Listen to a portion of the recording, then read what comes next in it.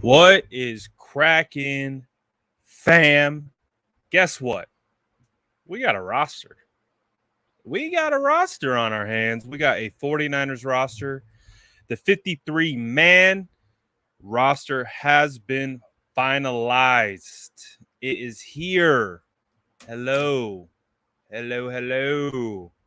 So, what we're going to do today is we're going to hop through the entire roster. We're going to see who was cut, see who made it, surprises, shockers, all that good stuff. Update on the Wi-Fi. I'm still on the Dollar General Wi-Fi service as of right now. I have to get one of the technicians out from Xfinity tomorrow to help me out. So we'll see. We'll see when we actually get it up. But right now, we're still on the we're still on the Dollar General Wi-Fi. You know the vibes. You know the vibes. So hopefully the internet doesn't give us as many problems as we had yesterday.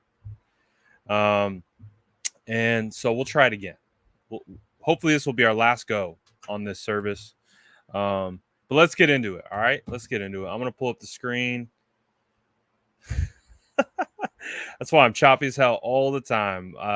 Terrible Wi-Fi, courtesy of AT&T. No shame in calling them out because I'm not happy. But we move on. All right, let's get into it. Let's get into this whole business of roster. So, who we have for quarterbacks? Honestly, for me personally, it's a little bit of a shocking move to not keep three. Especially the thought process behind that. Nate Sudfeld was released. I anticipate Nate Sudfeld to come back on the roster as a practice squad guy.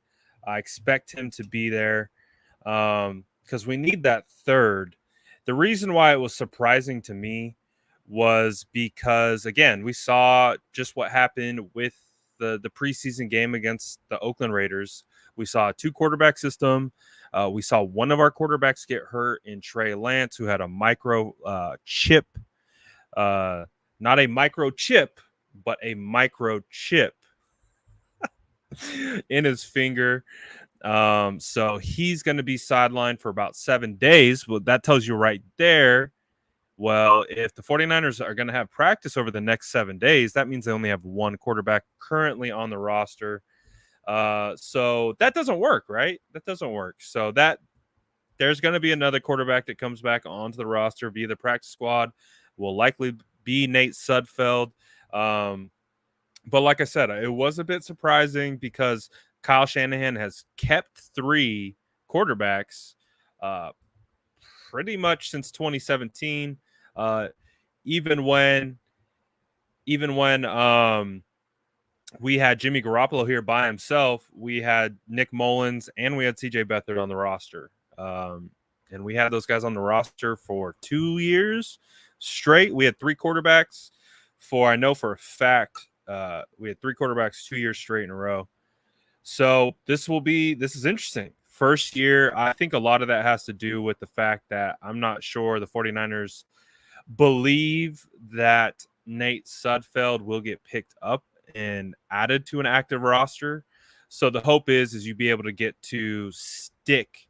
You still get Sudfeld, you just put him on the practice squad. So it makes sense from that standpoint.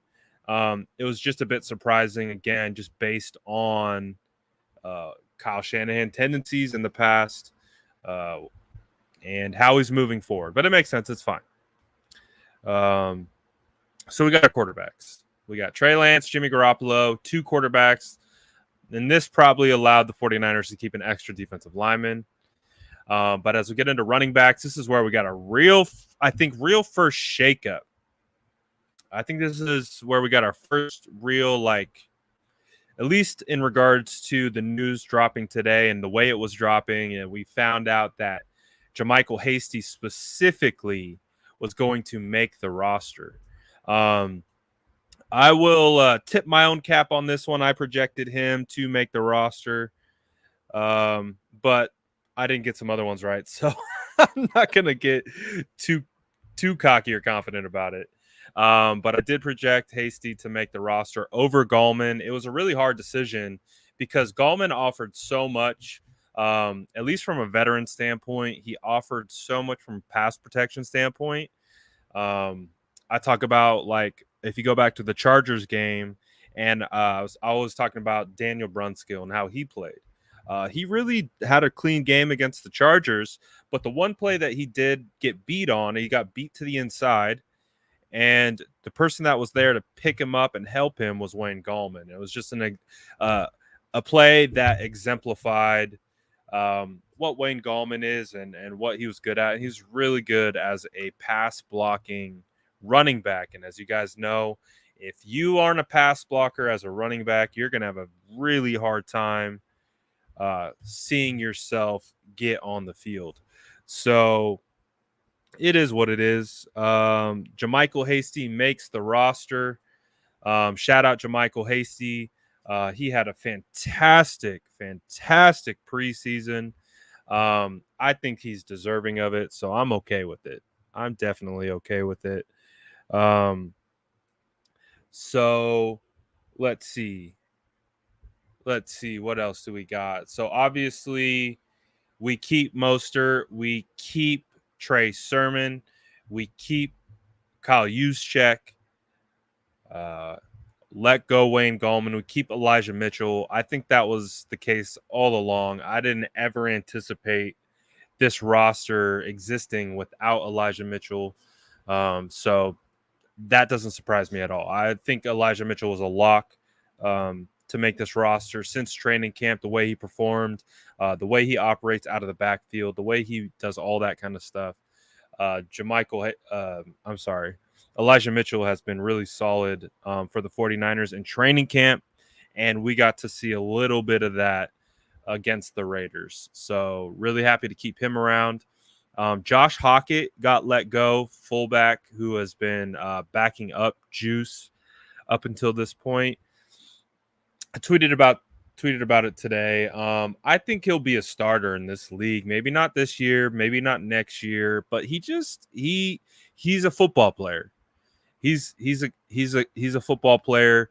He's an underrated route running ability. He's a good blocker. He's got good hands. I really like Josh Hockett a lot.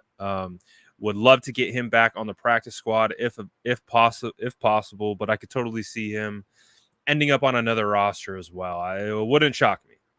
Wouldn't shock me if some team caught wind of Josh and were like, you know what? We need a fullback. Why don't you come over here? Fullbacks are kind of in a scarce breed at this particular time, and Hockett's good. He's undersized. He's an undersized guy, but he's a football player. He's legit.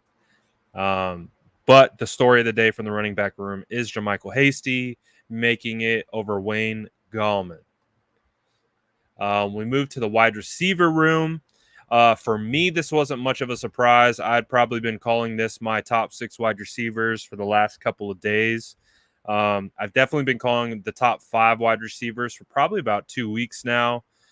Brandon Ayuk, of course, heading the list. Deebo Samuel, Trent Sherfield, probably the biggest riser on the entire team. Trent Sherfield makes it. I did a poll on YouTube. In the community section. I said, who is the likely wide receiver to get cut first? And it was Trent Sherfield. Trent Sherfield got most of the votes. And it's funny to see you fast forward a couple months, and Trent Sherfield is one of the quickest locks in regards to like proving his worth and like, all right, this dude's for real. So Trent Sherfield makes it. Juwan Jennings makes it. Juwan Jennings at the start of camp was worried for Juwan, man. He was on the COVID reserve 19. He was on the reserve COVID list. So he didn't participate about the first 2 weeks of training camp. And it really put him at a disadvantage a bit. It really put him behind the 8 ball. at least in regards to up until he stepped on the field. When he stepped on the field, it was a completely different story. Chase is calling out the old pickle juice. Inside joke. I see you. So with Jawan, man, really excited with Jawan because, like I said, it was looking at the beginning like it was looking a little bleak for Jawan. Just felt like we had some guys stepping up, but when Jawan stepped on that field, it was like, okay, because I never personally seen Jawan Jennings in person. Of course, we understand what 2020 was. No one, unless you were out of California, was able to get into a stadium and really watch any of these guys up close and personal. Jawan Jennings didn't see the field at all in 2020. He suffered an injury, so didn't get to see him in camp. So I had no baseline of who the heck Jawan Jennings was until I showed up at training camp this year. And when he stepped on the field, I found out real quickly who Jawan Jennings was. And I was like, oh, okay. So what we've seen in some preseason games as of late, we've seen some drops. Obviously, we want to get that cleaned up. I liken drops more to concentration than anything else. These guys have good hands. They have to have good hands to make it this far into the NFL. It's just when you get to this level, it's a confidence thing. It's more of a mental thing when it comes to hanging on to the football when it hits you in the hands. It's just more of a mental thing than anything else. So with Jawan, I expect that to get cleaned up. I'm not too worried about that. And then of course Mohamed Sanu, he came on strong in OTAs. Mohamed Sanu came on strong in OTAs. Mike McDaniels was talking about Sanu back in OTAs, saying like this dude came back ready, he came back in shape, he came back focused. So makes a lot of sense. That Mohamed Sanu made it, and we'll circle back around to all the guys that didn't make it. Right now, we're gonna focus on who made it. So we kept 6, and the last one, I believe I said it, I might not have, Jalen Hurd. Jalen Hurd, that 6th spot. I think those 5, Ayuk, Debo, Sanu, Jennings, Sherfield, pretty early into camp.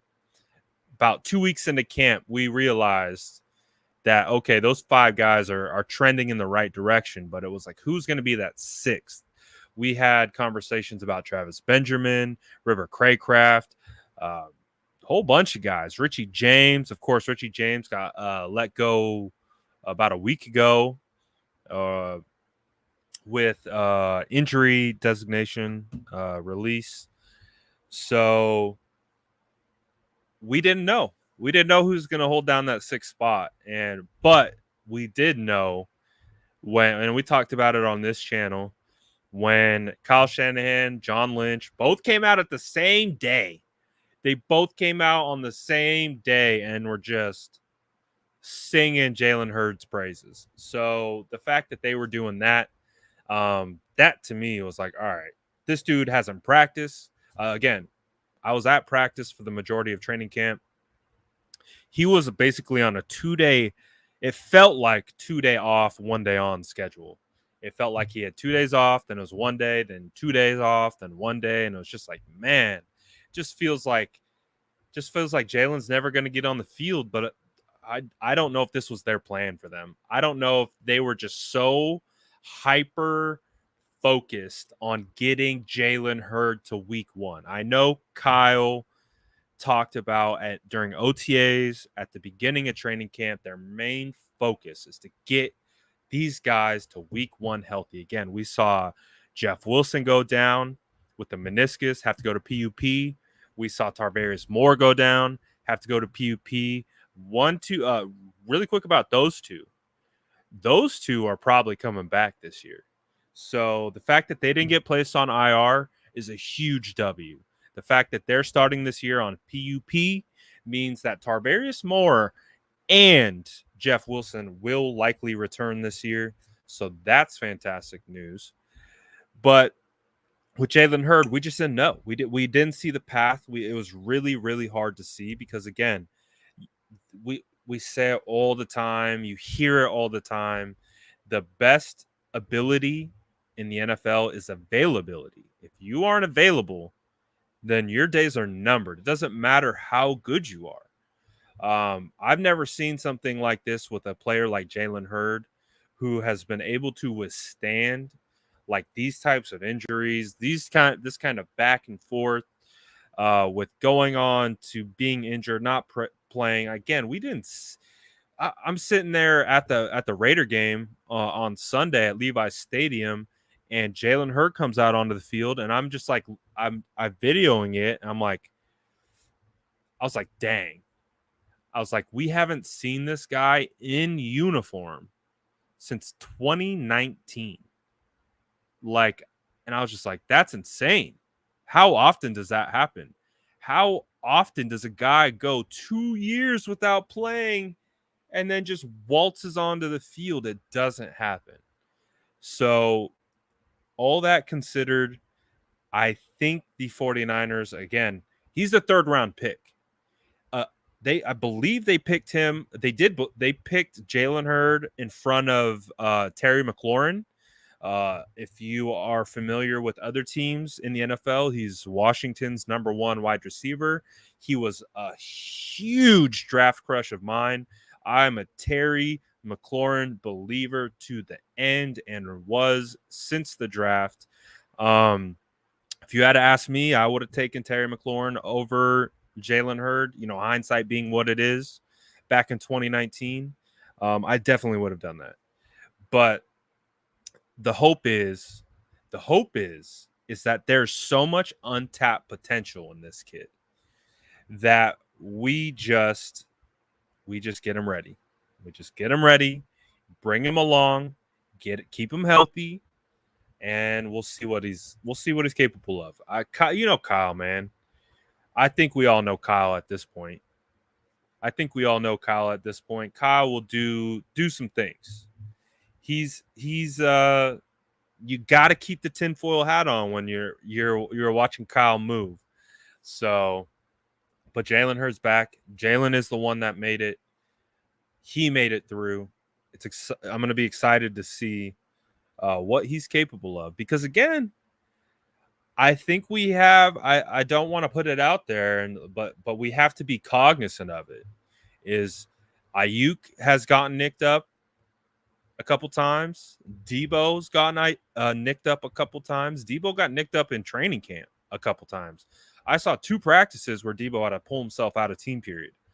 So there are going to be instances where Ayuk and or Debo are going to have to come out. So that means someone else is going to step up. We know that's going to be Trent Sherfield is, I think, going to have the number one path forward to do so. But guys like Jalen Hurd, Juwan Jennings, Mohamed Sanu, I think they're going to be relied on this year. Let's get to tight ends. So I'm really confident about this group. Really confident about Kittle and Dwelly. I put my money where my mouth was, threw it in a tweet, said that I think that Kittle and Dwelly could be the best tight end tandem in the NFL. And when I say tight end tandem, I'm talking about duos, twos together. Travis Kelce is good, but who else is Travis with? Who's the backup tight end to Travis Kelce? Yeah, Darren Waller is good, but Foster Moreau? Nah. Nope. I wouldn't call that. So you go down the list, you TJ Hawkinson, who's he paired with? Even Bob Tonyan, good old Robert Tonyan. I like Robert Tonyan. Who's he paired with? No one. So that's what I'm saying. Like from a tandem standpoint, Ross Dwelly and Kittle together, they're going to do some work. All right. We just going to do this. This boy distracted me. He gone. Ross Dwelly, Kittle, they're going to do some work. So I'm super, super excited to see those two together. Again, Ross Dwelly, he's not the fastest guy in the world. He's not the fastest guy in the world. Tell FOT that because he blocked. He ain't here anymore. He's like, oh man, what happened? Where'd I go? You gone because Dwelly is gonna block people just like I blocked FOT in the chat. Get the hell out of here, FOT. So the biggest thing with Ross, though, he's not the fastest guy. He's not the most athletic guy, but he's tough. He's tough, and he knows how to win his way. And that's what I like about him. And he's got really good hands. That ball touches his hands, he's catching it. He's catching it. So I like him. The real battle came for tight end 3. The real battle came for tight end 3. And I think the 49ers manufactured that battle. I 100% think they did because, again, they signed Michael Pruitt in free agency. And they paid him a decent amount of money. They paid him over $400,000 more guaranteed money than what Charlie Warner is making right now. But Michael Pruitt was hurt almost all of training camp. He was hurt almost all of preseason. And guess what? Charlie Warner had a really strong preseason. He's a really good blocker. I'm at the point now where if Charlie Warner is in and we're running the ball, I feel 100% confident with Charlie Warner in there. Like I'm talking about same confidence I have with Dwelly, same confidence I have with, Kittle's a whole nother level. But I'm confident. I'm confident in Dwelly. So, or not Dwelly, Charlie Warner. And not only that, he showed me from the receiving standpoint, which is what I really needed to see out of him, that he can do it from that standpoint as well. So I like it. Jordan Matthews got the axe. Michael Pruitt got the axe. I actually wouldn't be surprised if Jordan Matthews comes back around on the practice squad because, again, he's a good receiver. He's like a good mismatch chess piece, but he's not a good blocker. And you have to be a good blocker to be in this scheme. The perfect play to exemplify that was that one outside zone left play to Raheem Mostert at the beginning of the game with the starting offensive line where you had George Kittle go out in space, get on his guy. You got to be able to do that. You got to be able to block in this system, and you have to be able to spring your running backs. So the 3 guys that we got are blockers, and they know how to block, which makes me happy, makes me really excited. We love that. Shout out anyone who can block. Now we get to the real blockers up front. We get to the real blockers up front. So, of course, we know the starting offensive line. We know it's Alex Mack at center. The 2 guards are Daniel Brunskill, Laken Tomlinson. The tackles, the bookends are Trent Williams, Mike McGlinchey. I really think that this group has an opportunity to be a top 10 unit in the NFL, arguably top 5. I think the production that the running backs are going to put up behind this unit is going to be insane. Again, and that's, we haven't even really seen the zone read yet. We really haven't seen 11 on 11 football, which helps those guys up front. So it's going to be really special to watch. It's going to be really fun to watch, especially when Kyle lets it loose. Like, again, what we saw against the Oakland Raiders and the dual quarterback system, and we did see some zone read. Trey ran one in on a zone read, but it was like you could tell Trey wasn't handing off or wasn't pulling it when he should have. So I'm really excited with our starting offensive linemen. There's a lot of you guys who love to talk mess on my boy Daddy B. No Daniel Brunskill slander is allowed on this channel. no Mike McGlinchey slander is allowed on this channel. It just ain't happening. It's just not. We will talk about issues, technical issues, because we have the ability to assess and address. So we can provide the context behind the offensive line. We don't take shots for no reason. So no slander is allowed on this channel. We will talk about issues, but through the lens of actual football knowledge, not just baseless slander. We aren't doing that. Not allowed here. I'm sorry. If that's what you're about, this ain't the channel for you. You can leave. We're going to talk about the 3 offensive linemen that made it, that surprised me a little bit. I did not get new internet, surprisingly. I did not. I got the technician coming out tomorrow. Technician's coming out tomorrow. But the guys that made it, the 2 that made it, I don't think were surprising. Ooh, this is, before I get on this, I didn't see this one earlier. This is actually something I think about from time to time. Yomo said, Brad, do you think the Niners regret letting go Caden Smith? He's balling with the Giants. Absolutely. 100%. 100%. 120, 50 million %.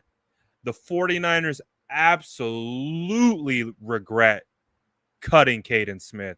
I was shocked because, again, if we're going to go back really quick for some revisionist history and, of course, understanding where we've come from to know where we're going, we drafted Caden Smith out of Stanford in the 6th round, who was a really good player.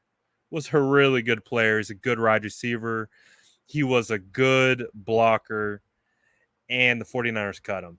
And they kept Levine Toilolo instead, which I did not agree with. I didn't agree with that move at all. Absolutely not at all. But yes, to answer your point, not to get too long-winded on this, yeah, they 100% regret that move. 100% regret that move. I know it for a fact. I regret it for them. I 100% regret it for them. But we knew Jalen Moore was going to make it. Jalen Moore is the 5th round draft pick out of Central Michigan. I always get my direction mixed up. I believe it was Central Michigan. He has been the best performing rookie offensive lineman that I think we had on the roster. Aaron Banks makes the roster. Of course, he's a 2nd round draft pick. He's going to make the team.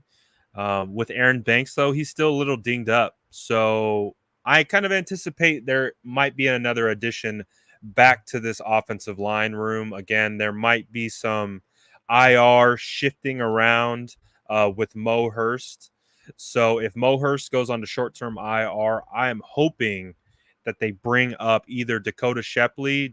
Dakota Shepley would be my preference, but I'd also be okay with Jake Brendel as well. Coming up, I just want that. I want that center. I want the center on the team. It would make me feel happy. It would make me feel comfortable as a former center myself. One of the biggest surprises of the entire roster situation, Tom Compton. I couldn't believe it. No disrespect to Tom at all. Again, no disrespect. But I understand it, but I don't understand it, if that makes sense. Like, I get it, but I don't get it. I get it because he's played primarily at right tackle. He's a veteran. He's been around. I don't know if we really want to rely on Jalen Moore, who is still a rookie, who has still been going up against backup defensive ends, backup edge rushers. We haven't seen him going up against the Chandler Joneses and the Khalil Macks and the J.J. Watts. We haven't seen that yet. So at least with Tom Compton, he's been around.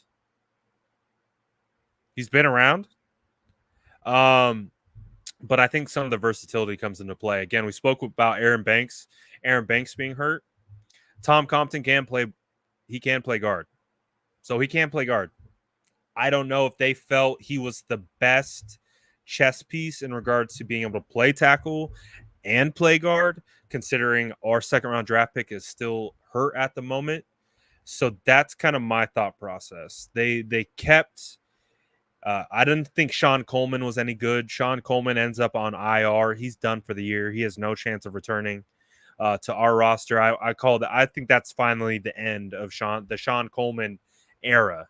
I mean, and what an era that was. Oh my gosh. I'm kind of happy to be done with that. Freak Stomper said Tom Compton must have some kind of blackmail on Jed and Kyle. I mean, that's kind of what I felt like at first. I was like, dude, how did he make the roster? I was like, how do you make the roster? Especially over guys like Jake Brendel and Dakota Shepley, who I perceive the 49ers needing and wanting backup center depth. Again, Alex Mack he's not a spring chicken. And we understand that offensive line, just playing offensive line in general, you get dinged up. You get hurt a lot. Those guys are always playing through injury. So to not have that guy on the roster, a backup center that we can trust, it makes me a little nervous. But again, I think that could tie in to the Mo Hurst short-term IR situation. At least that's what I'm hoping for. I am hoping that if and when Mo Hurst goes to short-term IR, minimum 3 weeks, that he goes on the shelf, they bring interior offensive line back. That's what I hope. I don't know. We'll see. But that's the offensive line. Again, we'll get into the cuts at the end, but this is who made it. So that was our offensive line, or that was our offensive unit. So that is our offensive roster for the 2021 San Francisco 49ers. Let's go ahead and let's hop into defense. So this group, the defensive line group was the one where I was. Oh, before we go, this is also part of the thought process about the O-line. Really quick. Oh, that's the wrong one. Really quick. So this is part of the thought process as well. So I talked about Tom Compton. He's able to play right tackle. I'm sure he could play left tackle. I know he can play right guard. But so let's put our thinking caps on. Let's say Alex Mack goes down. What are the 49ers going to do? Their best. So this is such a great point, Cap. Thank you for reminding me about this. Is let's say Alex Mack goes down. The second best center on the team probably right now is Dan Brunskill. So if that's the case, let's say Alex Mack goes down. They're taking Dan Brunskill at right guard, and they're moving him at center. And then who's coming in at guard, essentially. So that's a great point, Cap. I did think about that earlier. I forgot to mention that. But that's one of the things that I've also thought about with the Tom Compton thing, because you got to have versatility. You got to have versatility with your backup offensive lineman. Again, and Brunskill is a great point because he is a backup center. He is. He's truly the best number 2 center that we have on the team right now. I think Jake Brendel did well. I think Dakota Shepley did really well too. But I think as of right now, Daddy B is my guy. So I think he's done a good job. He doesn't get a lot of credit. But again, 49ers drafted a guard in the second round. He was a left guard. They put him at right guard to take Brunskill's job. That's what they did. They brought in Aaron Banks to take Brunskill's job, and Brunskill said, "Nah, bruh." He said, "I'm Daddy B. Who you messing with? I'm Daddy B. Like, you don't just come in and take my spot. You see what I did to Aaron Donald? That's my son. Aaron Donald's my son. So if you're gonna come take my job, you gotta earn it." And so Brunskill he had a good camp. He had a good preseason, in my opinion. People love to bag on him, but I thought he did a good job. I thought he did a great job. So again, you're not taking Daddy B's job that easy. It ain't that easy. You don't just waltz in from Notre Dame and just take Daddy B's job. What are we talking about here? This dude is responsible for the birth of Aaron Donald. What are we talking about? Shout out Daddy B. Page legend. And of course, Brunskill is my first ever player interview. I got so much love for Brunskill. He's criminally underrated. People love to bag on him, but that's my dog. That's my dog. You better come correct when you talk about Daddy B. Let's go. Put some respect on that, man. That dude's like a mafioso, like undercover. Like, be careful. Be careful messing with Daddy B. Ask Aaron, Aaron Donald. Ask Aaron Donald about Daddy B. He ain't got no answers. 2 games. Actually 3 games. You go back to the first game that Brunskill ever played in the NFL was at right guard against Aaron Donald against the Rams. And guess what Daddy B did? He did Daddy B things then. So shout out the Brunskill, man. Put some respect on my Brunskill's name. Let's go. All right, let's get into D-line. Though. Aaron Donald must hate my page. I'm responsible for the birth of Daddy B, turning him into a cult following. We're responsible for the Aaron Donald's father thing. That's us. That's the SF Niners. That's this page. We did that. We birthed that because, again, you know the vibes. We all about the O-line. And so when Daddy B takes over a game against Aaron Donald, we make sure we let everyone know. So Daddy B's my guy. All right, let's stop talking about Daddy B. Get me too hyped up thinking about that Rams matchup. Let's get to D-line. So defensive line, this was going to be one of the groups that we thought we were going to lose someone really, really, really good. Like when I did my roster projection, dude, this was so hard. This group was so hard to project. It was just like, what are we going to do? Who are we losing? Who are we trading? What's going to happen? It was just really hard. It was really difficult to come away with. I think my final projection had 10. I think it had 10. No, I think it had, I don't know. I think it had 10 or 11. I think it had 10 or 11. No, I had 10, and I had one of the D linemen getting cut and then re-added once Mo Hurst went on to short-term IR. That was the projection. Now, since they kept 11, I think that spot goes over to the offensive line. But speaking about the defensive line, let's start with the interior. So I was banging the table all training camp. Again, it's my first training camp, so I don't really have a baseline of previous years in regards to training camp observations. But being this being my first time at training camp, and of course me being a trench guy, me being a former offensive lineman, that's where I gravitate to. I want to watch the O-line. I want to watch the D-line. I want to watch who's winning those battles. I understand the technique. I understand the leverage they're trying to gain. I understand the counter moves. I get all of it. So that's what I watched all training camp. And you remember the narratives that we heard? Remember? Oh, the second O-line is trash. They're garbage, blah, blah, blah, blah, blah. And I kept saying, I don't think they're that bad. I think it's just the D-line is that good. I think that's the difference. like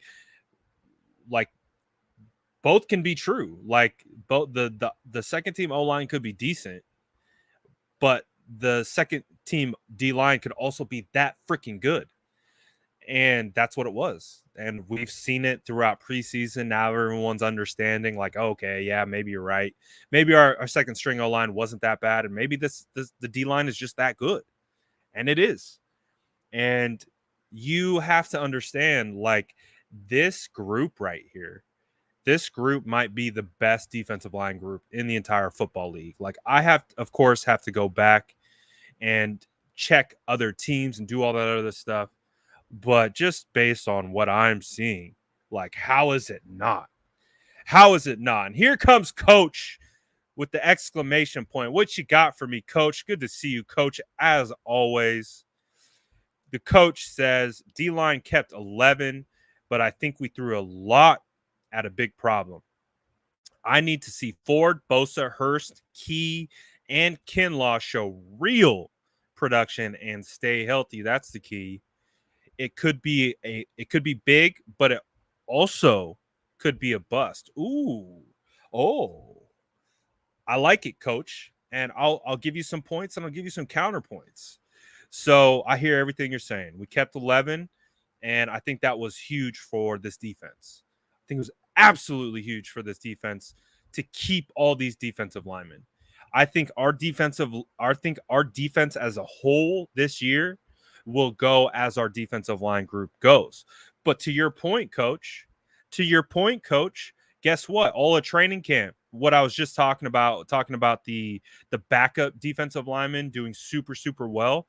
The reason why the backup defensive linemen were doing super super well is one, they were going to get some ones and twos because Ford, Bosa, Hurst, or not Hurst, but Ford and Bosa and Kinlaw, they didn't play much, and neither did Sosa.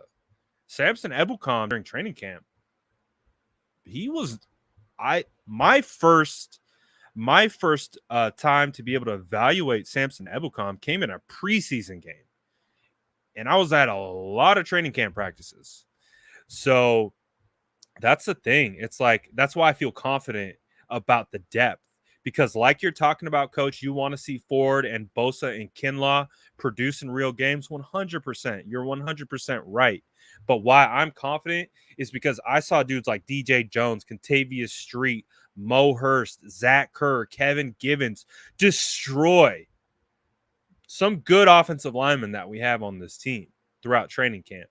So I just feel like once you bring back Eric Armstead, once you bring back Kinlaw, Bosa, and D Ford, and then you start throwing these waves again, because as you guys know, when it comes to trench play and the defensive line, you want to keep those boys fresh. You want to keep them healthy. You don't want them gassed because, again, the offensive line, they don't get breaks. You don't get to rotate in offensive line. The offensive line is the offensive line. So if you get the D line gassed, that is a huge benefit to an offensive line and their success. So the fact that we have these waves, we just throw waves, whether it's like the NASCAR grouping or whichever grouping you want to call it and you want to put out there. That was one of the coolest things that we saw from training camp in regards to their defensive install period was which groupings they used, how they used them, which gaps they brought, either defensive linemen versus safeties, linebackers. Like this D'Amico Ryan's defense is going to be special, and it's going to be anchored off this defensive line group. And so I hear what you're saying, Coach. You want to see real production. You want to see them healthy. But I think the depth plus potential combined is perfect. It really is. Because one of the guys that you talked about, D Ford was one of the best revelations of camp. Just watching D Ford look like D Ford again. Like, it made me happy. It made me excited because, again, you asked me 3 months ago, I'm like, D Ford's done. He's retiring. Like, man, what a bummer. And again, got to stay healthy to your point, Coach. But Ford, Bosa, Kinlaw, those three, I'm less worried about. When it comes to Hurst and Key, those guys are developing. Those guys are still up and coming. Those guys are some young lads. Again, you know their story.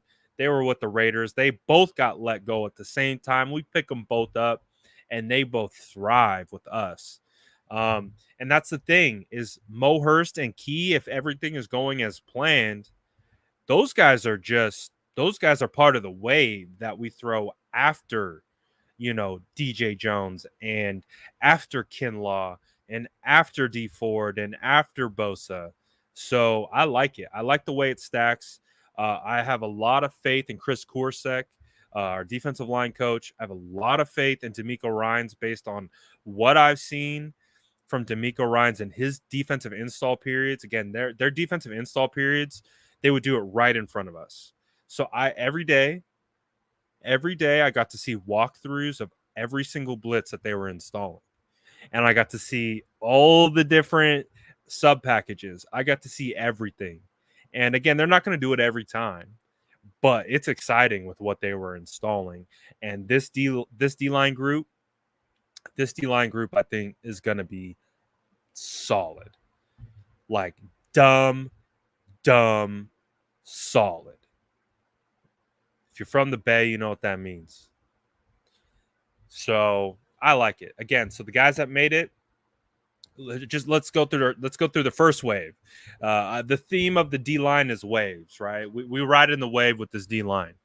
So the first wave is dope. Like, and the first wave could be so many different things, but just based on seniority, based on the guys that we have, just listen to the sounds of what our starting D line could look like week 1 against Detroit. You got Bosa on the edge. You move to the inside next to him. You got Kinlaw. Okay. You got Kinlaw on that A gap, taking up guards and centers. That mean son of a gun he's made for the trenches. Then you get Eric Armstead. I'm putting Eric Armstead over the guard, outside shade. Give me the 3 tech, Eric Armstead, and then give me D Ford on that edge. Just those 4 alone. I mean, the stunts, everything that you could do with these guys, I'm super excited. And that's just the first wave. Second wave, all right, the first wave, you get out. Let's get fresh legs in there. Second wave. You get Arden Key on the edge. You get Mo Hurst, DJ Jones, Samson Ebukam. Like, even that lineup, that second wave is fire. And then you're just rotating in guys like Kentavious Street, Kevin Givens, Zach Kerr, and wherever you see fit. Again, Eric Armstead is going to be a guy who's going to be the big end on base down. So if the teams are running the football, Eric Armstead's going to be the big end. He's going to be one of the defensive ends in base downs. And then you're going to see guys like Kerr. You're going to see guys like DJ Jones, Kentavious Street, Mo Hurst play on the interior in those situations. But the one that I'm super excited about is like the turbo package or whatever they call it, when they just pin their ears back and go after the quarterback. And that package is the Bosa, Kinlaw, D Ford, and Eric Armstead package. I'm excited. I'm so excited. And then, of course, the waves. We ride in the wave, boys and girls. Got to represent for the females. I know there's some in here. I wonder if there is any females actually watching this. I know some do on Instagram. I don't know if we have any on YouTube yet. We'll see. We'll find it. There's got to be. This can't be a bunch of guys in here. But it probably is. Let's get to linebackers. Again, shout out Coach. Coach always bringing the hot fire. Appreciate you, Coach. Oh, there we go. Let's go. We see you, Mariah.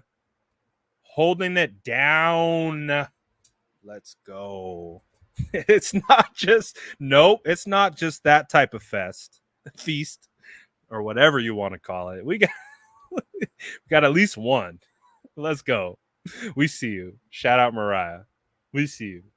Let's go. Holding it down for our ladies out there. We see you. And the mailman ain't obstructing me today. All right, let's get into linebackers though. So let's start with the first move of the day. that we had today.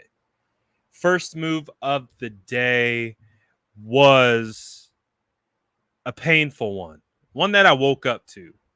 I woke up like, ugh.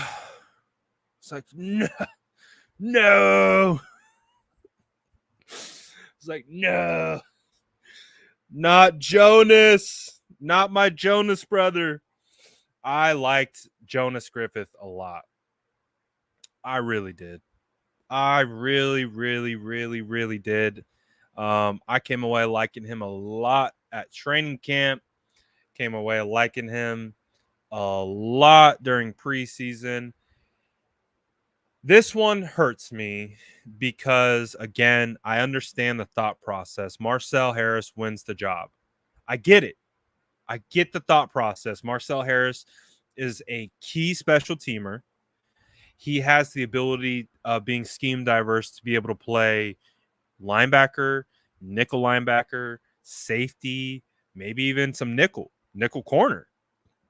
He's more versatile, and he's been around longer. So I understand. I understand why Marcel Harris got the edge, but it doesn't change the fact that I'm very hurt by it. I'm very hurt by it because that's what I think. I think that much of Jonas. I think Jonas, and I've said it on the past lives, but he's a guy that I put the 2-year stamp on. I'm big on developmental guys. I like seeing the potential, and then I like seeing it come to fruition through hard work. And the thing about potential is it doesn't happen right away. It takes some time. It takes time to get seasoned and get the reps and do all that. And now, obviously, Jonas isn't going to have that opportunity to do that here. He gets traded to the Denver Broncos. I believe we got a 6th round. We sent a 2022 7th. We got a 2022 6th. And I think there was another pick. It was a pick swap, basically. It allowed us to get a 6th rounder in the 2022 draft, which I understand because we're a little bit lacking of picks. So any picks we can get, I get it. But I like Jonas a lot. I thought Jonas performed well when Azeez Al-Shaair went down. I thought he performed well when Flanagan Fowles went down. So that one was tough to see. I woke up to that one. That one hurt. I was like, God, what? Like, and to tell you how much I like Jonas Griffith, I projected this one, and this is one I knew was my heart projecting. And I admitted it. I projected Jonas Griffith making the roster over Marcel Harris. And even in the conversation that I've had about that, it was like my heart wants Jonas. My head understands Marcel, but my heart wanted Griffith. My heart wanted Griffith on this team because, again, I see a guy where maybe we revisit in about 2 years and we're like, hey, remember that Griffith guy that we had that we traded for some late round picks? He turned out to be a player. He turned out to be pretty good. That's kind of what I envisioned for Griffith. So I would have loved for that to happen on our team. But the guy that they've been developing for since Kyle's first draft is Marcel Harris. So it makes sense. I get it. It makes 100% logical sense. But my heart was with Griffith. I would have loved to see Griffith stick around. But other than that, we might be looking at arguably one of the best off-ball linebacking cores in the league. I mean, they're insane. And when I say off-ball, I'm not talking about 3-4 outside linebackers. I'm talking about your 4-3, linebackers that play in space, that cover, do all those kinds of things. Of course, Fred Warner. I don't need to say anything about Fred. It's all poor Fred, best linebacker in football. Enough said. Dre Greenlaw, an ascending player.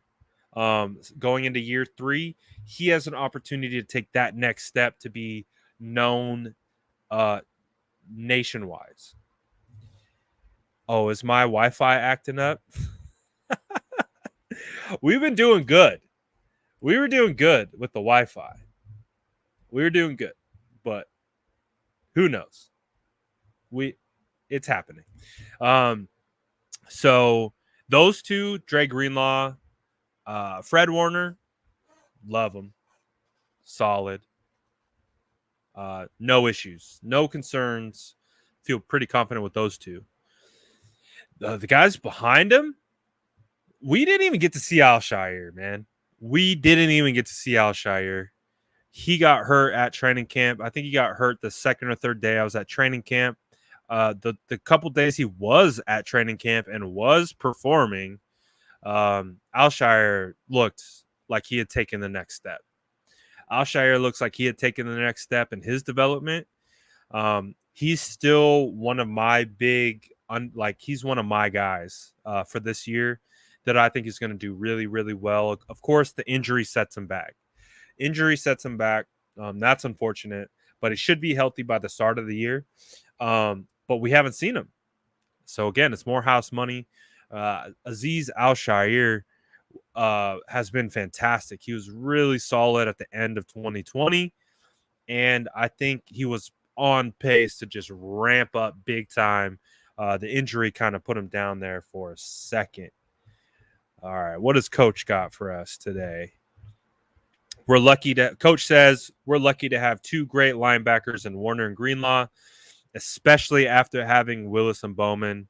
Jonas cost us nothing. Undrafted free agent. We developed him, got him picks. 100%. You put your GM cap on. Again, there's a million caps I'm looking on. When I look at developing players, I got my coach hat on. I got my coach. You're coach. Come on, coach. Who are you talking? Coach, what are we talking about? So when I got my coach hat on, I look at Jonas. I see he's not even close to like what his potential is. So with Jonas, he's an ascending asset. You put in what you want to Jonas, and you're going to get the rewards. Again, you just got to put in the time. So it's okay. You're right. He costs us nothing. He's an undrafted free agent. If I'm a GM, all right, put my GM cap on, put my John Lynch cap on, 100%. You're keeping Marcel Harris. You have another talented player in Jonas Griffith. Flip him. Get some picks for him. That's exactly what they did. So it makes a lot of sense. And it makes 100% sense. And it was a good deal from a GM perspective. Coach Brad, we got the coach and then Coach Brad. Like, Coach Brad would be like, I'd be fighting with my GM. I'd be like, John, come on, man. Like, look at this dude. Look at what he's done in just 1 year, going from an undrafted free agent to his second year. He had no OTAs his first year. He had nothing his first year. You remember what he was that first year? Undrafted free agent on the small school, what we've been able to turn him into in just this short offseason. Give me 1 year. Give me one more year, John. Give me one more year. That's what I would be saying as coach, right? Because that's our job. If we're coach, we're trying to develop. We're trying to pull the best out of these players. We're trying to instill as much information, as much insight into them so they can be the best versions of themselves. So if I'm the coach, I'm like, give me another year. Give me another year. Don't let him go. But if I'm the GM, I get it. I'd be like, listen, Coach Brad. He doesn't have a spot. He's going to get cut. It's Marcel Harris's job. Marcel Harris has earned it. He's been in the system for 4 years. This is where we're going to go. And I'm like, so if that's the case, then we're going to get a return for him. So I get it. Makes a lot of sense. All that good stuff. And we absolutely are lucky to go from Warner and Greenlaw right after we had Bowman and Willis. We went through the whole Borland situation. We're very fortunate. Especially too, even after the Reuben Foster situation. We thought Reuben Foster was the next coming of Willis and Bowman. Thank goodness they went and drafted Fred Warner in the 3rd round out of BYU. Thank goodness. Great stuff, Coach, as always. Appreciate it, man. Appreciate it. All right. Didn't talk about Don Burr. They calling you Debbie Downer now. We didn't talk about Flanagan Fowles. Flanagan Fowles also got hurt in training camp, but he was someone in the Chargers game who flashed all over the place. So super happy what I've seen out of Flanagan Fowles. So I know what Marcel Harris is.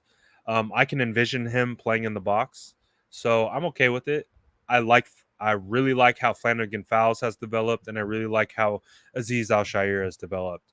So I really like it.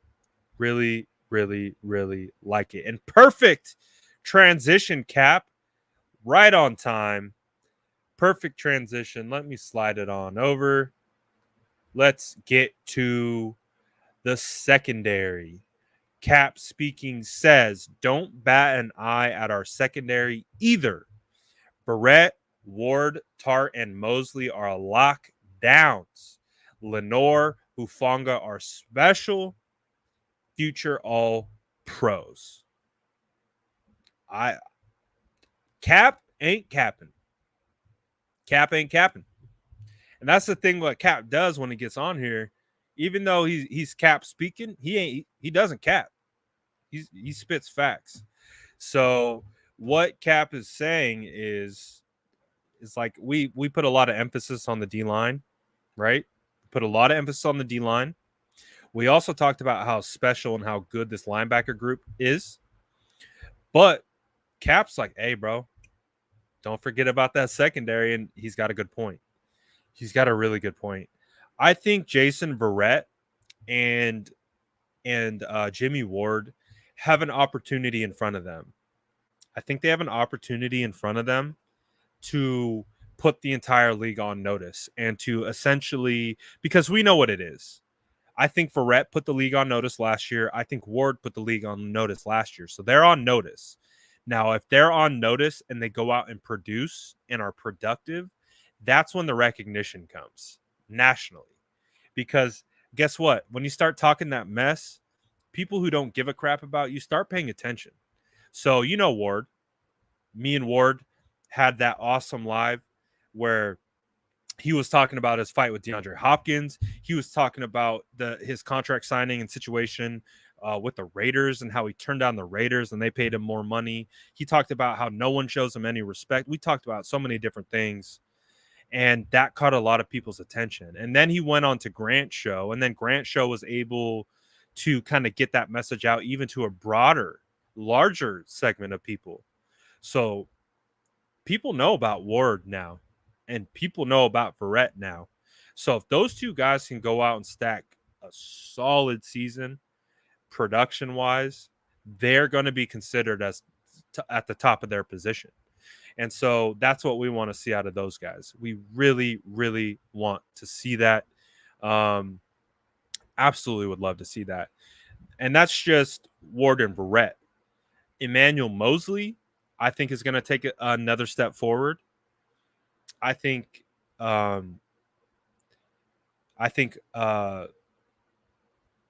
Emmanuel Mosley will take another step forward. I think Emmanuel Mosley is already a solid cornerback. The 49ers paid him that way. They gave him a nearly 2-year guaranteed contract. Wasn't a crazy high value, but the whole thing was damn near guaranteed, which was almost $10 million.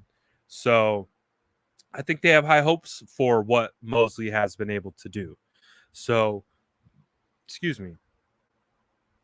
And with Tart, I think Tart has a lot to prove. I think Tart is hungry. I know Tart is hungry. I know for a fact Tart is hungry. And so that's what is going. We're going to see what happens with that. Let me get this before it goes away. I'll come back to this, man.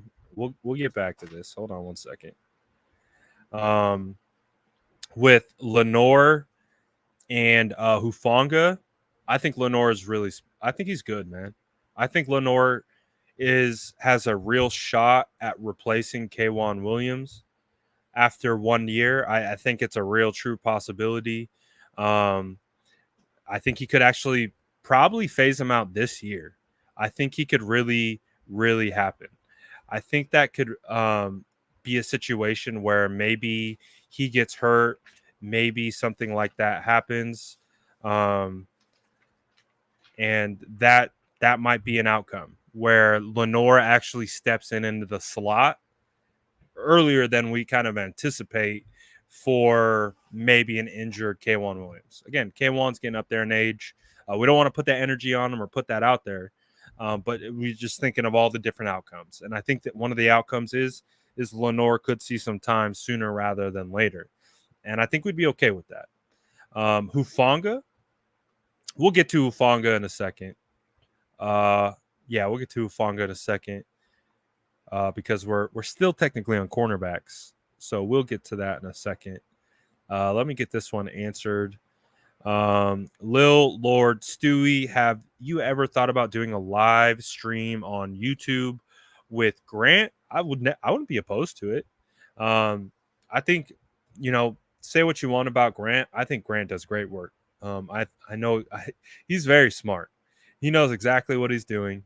I got lots of respect for him. I got lots of I might not respect I won't say that. I might not like how he goes and about doing certain things. I think we definitely have a much differing of opinion and strategy based on how we go about our content. But that doesn't mean I don't acknowledge what Grant's doing. I think Grant's doing some great work. He knows how to move the timeline. He knows how to move the timeline. I just move the timeline a little differently. And I think it works. I think it works well for both of us. Have I thought about it? Yeah, I'd be open to it. I'd be open to going on or having him over. I don't have a ton of guests, so I'm just kind of I'm still working up my cadence. This is still somewhat new to me, so I'm still working on my stuff before I start hopping on everyone else's, if that makes sense.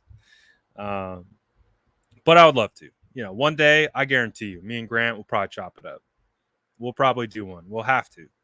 Because we have been, like, not to go on a Grant tangent, he's quick to say some zingers about some of these guys. I'm quick to protect these guys. I'm a player advocate. He's a journalist. So technically we find ourselves on opposite sides. But there's nothing wrong with that. I think we both respect each other at the end of the day. So all good there. Safeties. So I'll pull this one back up because you had asked about it and said something. You said Hufanga, potential future All-Pro. Hufanga has shown so much in a short time. He really, really has. I'll never forget it.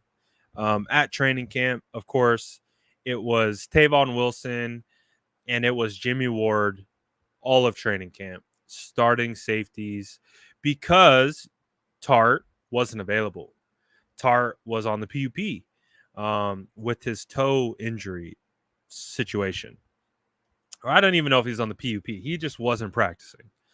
So Tart wasn't available at the beginning of camp, which meant that Tavon Wilson did a pretty solid job in training camp.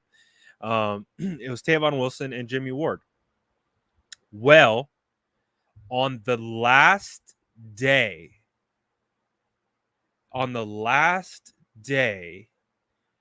of, I believe it was training camp or the day prior to the last day, they put Hufanga at starting safety. Now, I've told you before, if it was a padded practice, I'm watching offensive line, D-line. All team period. That's all I'm watching. If it was padded, I'm watching O-line, D-line. There's no in-betweens. That's what I was watching. And so this particular day that Hufanga came in to start for Ward. Ward had a day off. They put Hufanga in his place to start during the team periods. They didn't have pads. So when there aren't pads, I don't watch offensive line or defensive line because it's not accurate. It is not an accurate projection for either. It's a disadvantage for the offensive line and it's an advantage for the defensive line. So when it comes to padded versus non-padded, if it is non-padded, I don't even care about what's going on the offensive or defensive line because it's not representative. It's not representative to true football. So that practice, I was even told, I said, Jordan Elliott, Niners Nation. I was like, I'm watching Hufanga today. I was like, I see he's starting. I was like, that's who I'm going to watch today. I'm going to just watch Hufanga. I haven't got a good look at him throughout training camp because, like I said, I'm so focused on O-line, D-line. I was like, I'm going to watch Hufanga today. That's all I did. I watched Hufanga with the first team defense. And this dude, I'm telling you guys, he's so smart. He's so cerebral. Like, I'm talking about he knew where the ball was going to be every single time. And he had the technique. He had the athletic ability. Again, one of the things that I've even knocked Hufanga for is for his straight line speed. Like he doesn't have long speed. He doesn't have the long speed, but he does have burst. He's got burst. He's got lateral quickness. He's got good hips, very fluid hips. He can get in and out of wherever he wants to in a hurry. And so you take all of that together, the combination of the cerebral ability, and you combine that with his quick twitch, short area quickness. Like it might not be long speed, but he's got short speed.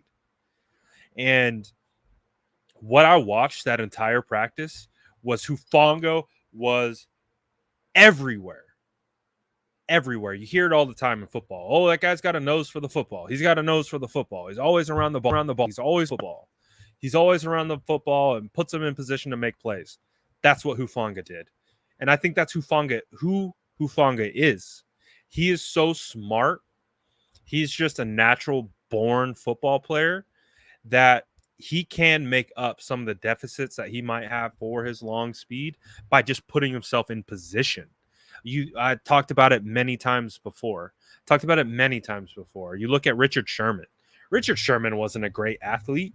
He never was a great athlete. He was not a fast guy, but he was very smart. He was very good at keying. He understood how to manipulate and read certain things. I think that's what Hufanga brings to the table. And so that practice, Hufanga was everywhere, just causing mess and havoc and just all kinds of stuff, all practice. And I came away like, all right, this guy is really, he's really good. And then we saw it translate into preseason. What we got to see translate into preseason was the tackling. That's what we got to see translate because they don't tackle in practice. They don't. So we got to see that translate. Guess what? He can tackle too. He will lay a lick on you. He'll knock you out, steal all your change, and then help you up. Like Hufanga's legit. I like Hufanga a lot. I know we talked about safeties a little bit already, but again, they kept 4 safeties. The safeties that they kept were Jimmy Ward, Tavon Wilson, Jaquiski Tart, and Talanoa Hufanga. No surprise there. Like I've already talked about all 4 of these guys. Jimmy Ward has a real strong opportunity to make his name known nationally, especially behind this defensive line, especially behind this linebacker crew. And I think D'Amico Ryans could be the guy to unlock Ward even further. So I'm really excited about that. Really, really excited about that. Coach, you have a point. I just peeped this. Coach said he's concerned with Hufanga's recovery speed. That's kind of what I'm mentioning too. Also, when I say long speed, Like when he's in a short area, he can recover pretty quickly. But when he has to recover and get going for 15, 20 plus yards or more, you start to see that a little bit. So that's why I'm like, I'd rather keep Hufanga closer to the line of scrimmage. I'd rather keep Hufanga in the box.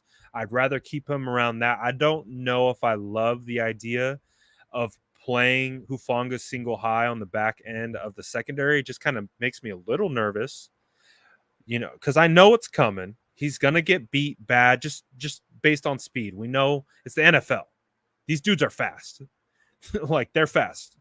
So it's the one concern I have. It's the only concern, but like I said, you can mitigate that by playing him in the box, playing him near the line of scrimmage. You could play him as a nickel linebacker, all different kinds of things. All different kinds of things. But overall, I'm pretty happy with this. I'm really happy with this safety group. I think it was a group that we were kind of concerned about.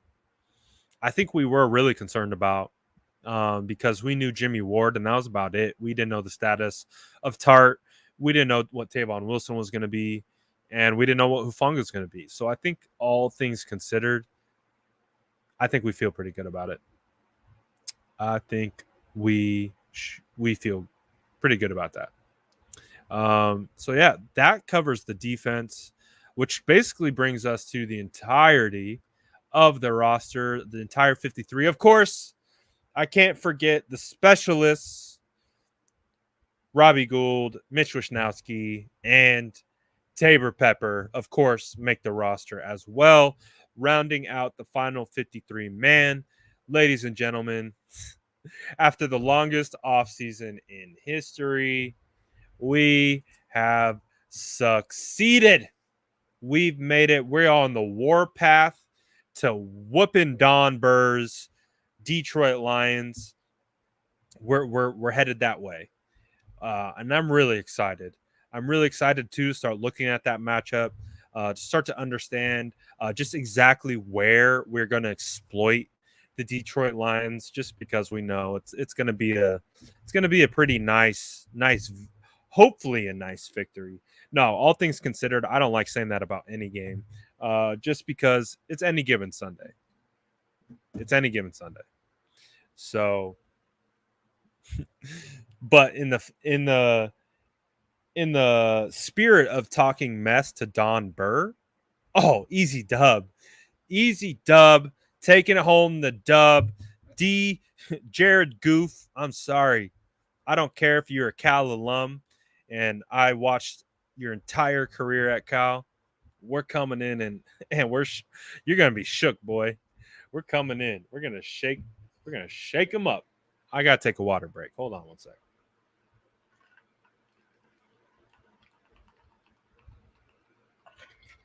Whoo!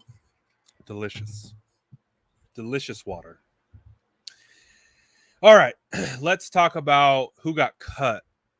Just so we can put some, we can talk about practice squad now. So be like we're rounding out the practice squad. So we know who's on the team clearly, but let's talk about who didn't make it. So as we talked about at the beginning of the episode, Tarvarius Moore, Jeff Wilson, they are on the PUP. They will be able to return. Great news. Tackle Sean Coleman. The Sean Coleman experiment has finally come to an end. He goes on IR. If you go on injured reserve prior to the season, that means you have zero chance of return. His only shot is to get waived with an injury settlement. So Sean Coleman, I think he's done with this team. And I'm not too upset about it. So let's look at the guys who got waived first, because from my understanding, if you are waived, you have a much better shot at coming back and returning to the practice squad. I'm still a little iffy on waived versus release, and what I know release is a full blown, like, you're just released. Any team could sign you. You don't have to go through the waiver process. You just get released. Anyone, you could sign anywhere. At least with the waivers, it's like it puts you out there, and then you have an ability to snatch if you're another team, or if you clear, you kind of revert back to the team. So the guys that have a strong possibility of ending up on this practice squad are defensive lineman Alex Barrett. Alex Barrett came on strong at the end of 2020. He was the guy that was cut from our team probably 6 times throughout the 2020 year. Um, he goes to waivers. River Craycraft, who was just added after he was released or waived about a week ago, he got waived again. Um, I think River has a real strong personality, really strong chance at coming back to the practice squad again. I think the team likes him. He can fill in special teams role, and he can be a safety when he needs to. Um, so let's see, Darian Daniels. He's an ascending player. Two guys. Uh, he's only 2 years into the league. So I would like to get him back in the practice squad. Alfredo Gutierrez got waived. I didn't know what he's part of the NFL. He's part of the NFL international program, so I thought he would carry over. I guess not. I don't know. I don't know how that works. I don't know if he comes back to us, if he's still exempt of a roster spot or not. I don't know. We'll find out. This one, I think, got a lot of people stirred up. I think more so than I was anticipating.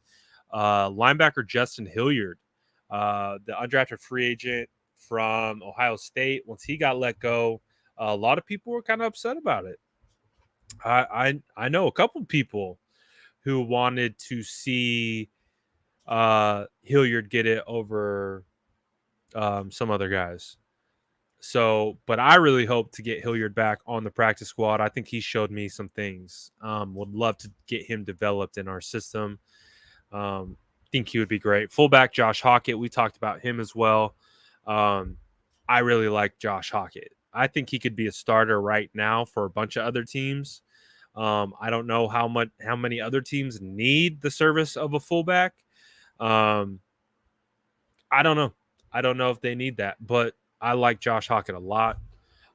Corbin Kufasi,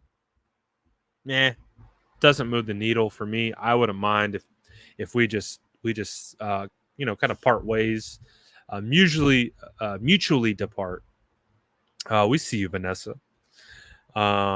Let's see, Jared Maiden, safety. There was some chatter like maybe he would make it. I thought he had a long shot. I still think he shows a lot of really solid traits. I think he shows some good traits. I'd love to keep him around. I think he's a guy that could be a developmental guy that shows up in a next year or two. So I really like Jared Maiden. I would really hope to get him back. This one's a bit of a surprise. Colton McKivitz, I believe he's a 5th or 6th round pick. I don't remember off the top of my head, but he was a pretty recent draft pick 2 years ago. Colton McKivitz gets cut. I imagine he comes back to the practice squad as well. Alexander Myers. He's a guy I really like. He's a guy whose traits I liked a lot. I don't think he's ready. I don't think he's ready yet. But I think we stash him. I just realized I didn't talk about one player on the active roster.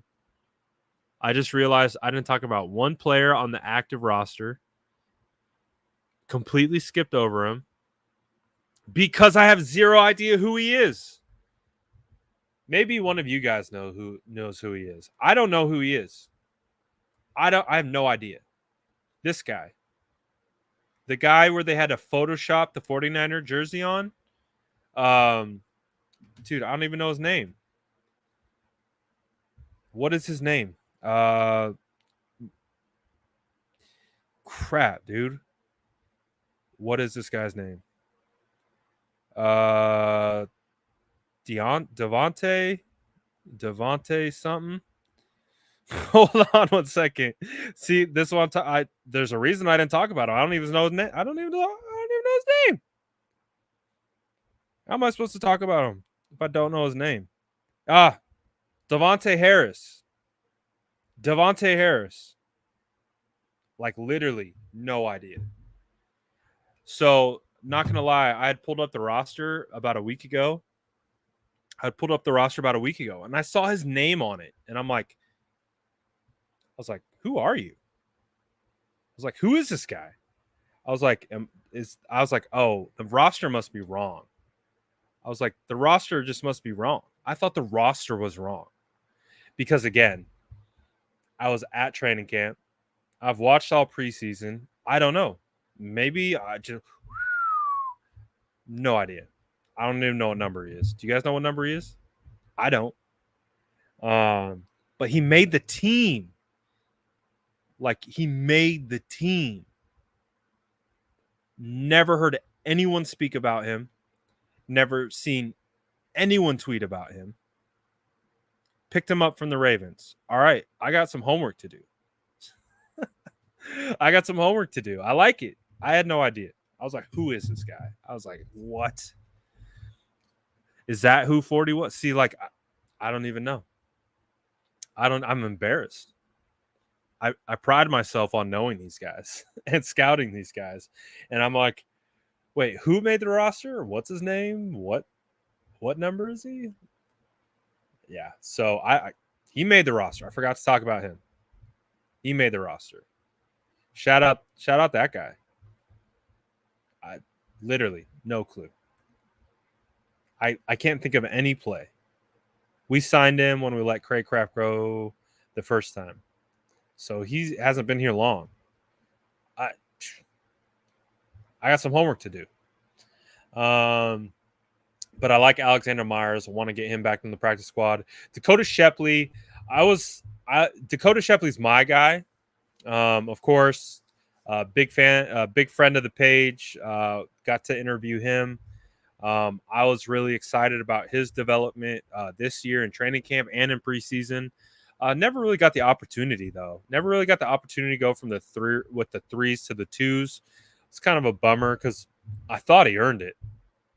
I absolutely thought he earned it. But he doesn't make it around. He's one guy though. Like if we have to talk about, if Mo Hurst goes to short-term IR, who's going to be the guy that comes up? I really like Dakota Shepley in that role. It could be Colton McKivitz. I would rather lean offensive line for that particular extra spot that opens up. They could re-sign Jake Brendel as well. Those are the three that I would really be looking at. To come back if Mo Hurst goes on short-term IR, which opens up a roster spot. Elijah Sullivan, undrafted free agent. He did okay. He had a decent camp in preseason for an undrafted free agent guy. I'll take him back on the practice squad. Nasimba Webster, he came shooting out the gates. Remember, had a really nice showing against the Chiefs. Didn't do a ton after that. You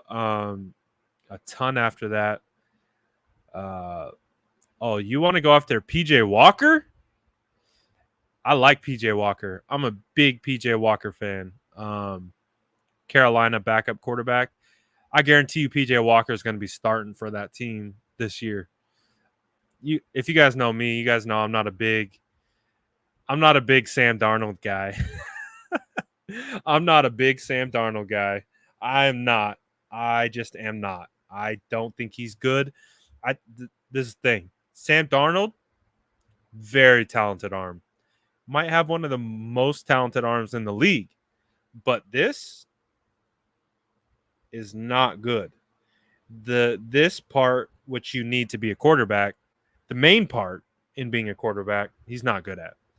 So I love PJ Walker. I like him a lot. I appreciate you big time. I see you. Come back soon. Good looking out. I saw McSorley's on the move as well for the culture.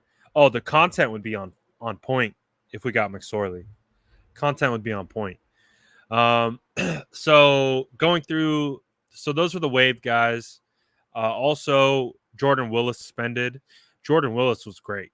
Jordan Willis is going to make the roster when he gets off suspension, for sure. Jordan Willis earned a spot on this team. Absolutely. So we got a whole bunch of guys that could become available mid-year. Tarvarius Moore, Jeff Wilson, Jordan Willis, which could be really strong for us, especially if we go through some injuries. We could use that. So that's nice to know. That's nice to know in our back pocket. We got Jeff Wilson, which I think we all feel pretty confident in as a running back. We got Tarvarius Moore, and again, he's a developmental guy. He's like a developmental guy in every sense of the word. But he was taking those steps forward. And then Jordan Willis. Jordan Willis is one of the best players of camp. So pretty excited about that. Yomo asked about Gutierrez. Dude, I saw Gutierrez play 3 team reps, 1 practice, and that was it. First 2 reps, he got beat like a fiddle. 3rd rep, offsides, never saw the field again. It's just, I talk about it all the time. Like if you're a developmental player and you're in the NFL, you're not going to be developing in practice. It's so hard to develop in practice. You got to do that on your own somehow. Like I couldn't imagine. I like to think of myself as a developmental guy. I wasn't a guy that had all the traits and all the stuff, and I had to work real damn hard to make myself a player. But I wouldn't be able to do that in 2 weeks or 2.5 weeks in the off-season program that they have. It's tough. It's tough, man. So I don't anticipate really anyone going after him, Gutierrez. He's just too raw. He's too raw at this point. Too big. Too raw. All right, that is our cuts. That's who's released. Cap, I think I see all my peeps heading out. I think I might follow you. Because I think we're coming to the end. We are coming to the end of the roster show. And it's pretty good, pretty solid. You guys are on point today. Comment section was clicking. We see you guys. We see the comment section always. Comment section is a huge part of the vibe. That's why I would get FOT, whatever. Just had to get him out of here. He's messing up the whole vibe. He was messing me up. But have a great night, Cap. We always appreciate you. EMA Beats, I gotta check, bro. This dude. Hey, I appreciate the consistency, man. I'm gonna check. One of these days, I'm gonna check. Trust me. Appreciate it. Oh man, I appreciate you guys as always. You guys always make this real easy for me. It's always a lot of fun talking Niner football with you guys. I have a blast. I hope you guys have a good time too. I think we should call it for the day. I think we had a good day today. I think we had an eventful day today. We had all kinds of stuff going on today. Bay Area stand up. You know the vibes. So yeah, that's our roster. We should be finding out about the practice squad soon. I don't know the timing. I don't. But we should. Wait. What? Wait. Oh, woo, woo! I thought Lincoln. I saw a tweet, and I thought we might have extended Lincoln Tomlinson. I got real excited there for a second. It was false alarm. But what's today? Tuesday. We'll be back to.